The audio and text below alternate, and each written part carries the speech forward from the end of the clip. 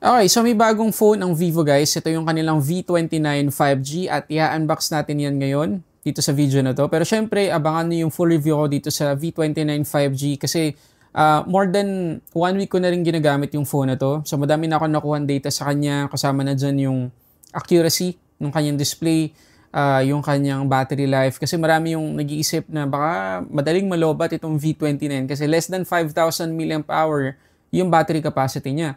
Pero abangan nyo yun, yung SOT na nakuha ko sa phone na to. Pati na rin kung gaano ko kabilis na charge itong V29 5G. At syempre, yung isa sa naka-spotlight na feature ng phone na to, yung kanyang camera, abangan nyo din guys.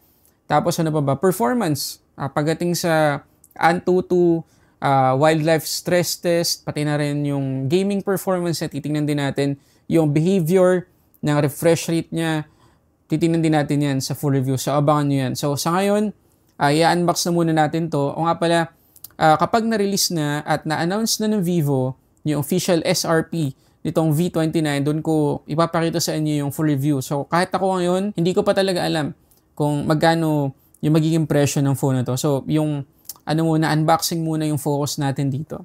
Okay, so, tanggalin muna natin guys yung plastic ng box.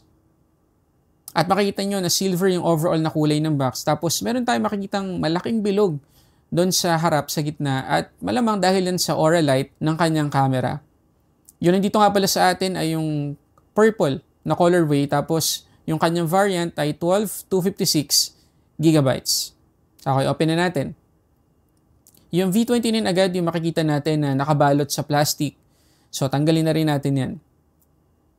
Okay, ito na guys yung ating purple na V29.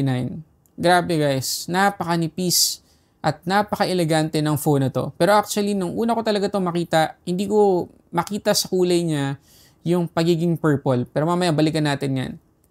So, dito muna tayo ulit sa box. Meron din tayo dito makikitang jelly case. Andito rin yung documentations. Andito yung kanyang Vivo Flash Charge. Yung kanyang USB-A to USB-C cable. At panghuli, yung SIM ejector pin. Okay, so before natin balikan guys yung itsura or design itong V29, gusto ko lang i-mention guys Pakita ko lang sa inyo yung itsura ng kanyang jelly case. So yes, merong added protection yung mga gilid. Pero guys, ang laki ng butas. Compromise pa rin yung napakagandang camera ng phone na to. So ang suggestion ko, hanap na kayo ng case para dito sa V29 kung talagang plano nyo itong mabili kapag na-release na. Meron na akong nakitang ilang mga online store na nagbebenta ng case para dito sa phone na to. Mas recommended ko yun kasi balot na balot yung mga yun eh. Ito talagang exposed eh. Okay naman to for start kung wala pa talaga tayo nabili. Pero mas maganda, bili kayo. Huwag niyong pagtagalin sa jelly case ito yung V29. Sorry Vivo pero talagang hindi siya ganun hindi protected yung V29 natin dito. So na-mention ko lang para maingatan nyo talaga yung inyong V29. Okay, so balikan natin yung itsura ng phone na to. Kita nyo naman guys, sobrang ganda. Napaka-elegante talaga. Sinabi ko na kanina, di ba? Pero ganda talaga. So, kagaya ng sinabi ko kanina, nung una ko tong nakita, parang blue eh. Sky blue. Pero habang tumatagal, nakikita ko na purple talaga. Ewan ko kung may problema yung paningin mo sa kulay. Pero ganda. Tapos may glittery effect siya. Gradient din siya guys. So, from pure white dito sa taas, hanggang sa mag-purple siya dito sa ibandang baba. Tapos may pagka wavy yung kanyang effect dito sa likod. Pero ano yan, napaka-kinis, makintab. Hindi naman sobrang kintab. Hindi naman mirror-like yung kintab niya.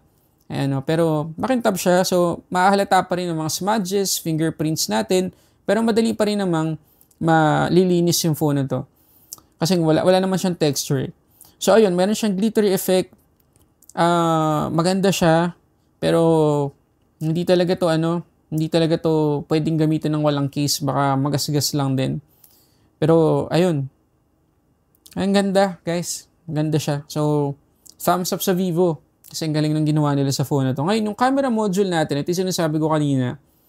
Ayun, makinis pa rin siya. Kaya kung ito yung gagamitin natin, itong case na to, possible na magasgas pa rin yung camera module niya. Ayan, may naka-protrude talaga. Pero yung mismong camera niya, wala naman na masyado. Okay? Tapos, napakanipis. Ayan, sinabi ko na rin naman kanina, napakanipis ng phone na to. So, if ever na yung mabili nating case para dito sa V29, medyo makapal, manipis pa rin yun. Kasi, ang nipis nabis yung phone na to. So, galing. Ganito yung mga gusto ko. Pero, ayun nga, alam ko yung concern ninyo, may kapalit yung ganitong form factor. Mas maliit na battery capacity. So, talagang kailangan ninyong abangan sa full review kung okay ba yung battery life ng phone na to. Tapos dito sa taas, ayan, meron kayong makikita. By the way, flat siya guys. Ayan. Tapos meron nakasulat dyan na professional portrait. Ayan. Tapos meron tayong secondary microphone dito. Tapos ito yung ating volume up and down buttons, pati yung power lock button. Tapos dito sa kabila, malinis na malinis. At sa ilalim, yung ating main speaker, USB-C port, main mic, tsaka yung ating SIM tray.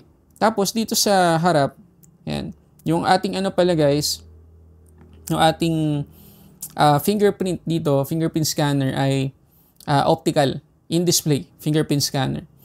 So, dito sa harap makikita natin yung punch hole selfie camera nasa gitna. Again, magkakaiba tayo ng preference dyan. Mas gusto ko yung nasa gilid sana, pero dahil nga nagiging typical na sa mga bagong release ng mga phone sa ngayon, na yung punch hole selfie camera nasa gitna, medyo nasasanay na rin ng mata ko.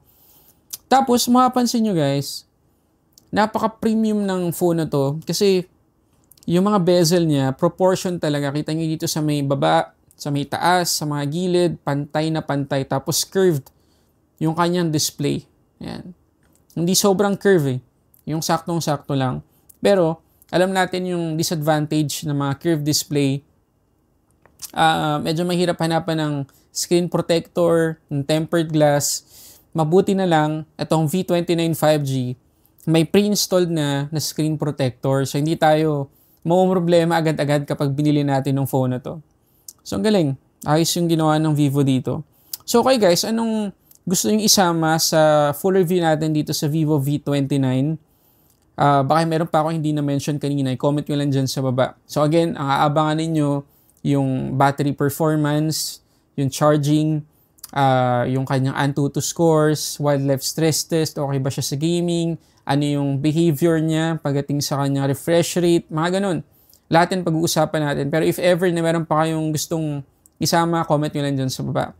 Okay? So, abangan muna natin sa ngayon sa mga social media accounts ng Vivo yung magiging official price itong V29. At kapag na-release na o na-announce na ng Vivo yung price, tsaka ako ibibigay yung aking full review. Okay? So sa ngayon yun muna guys. Maraming salamat sa pagsama sa akin sa video na to na i-unbox yung V29. So yun, maraming salamat guys para sa samot sa ating unboxing and reviews. This is Sulit Tech Reviews.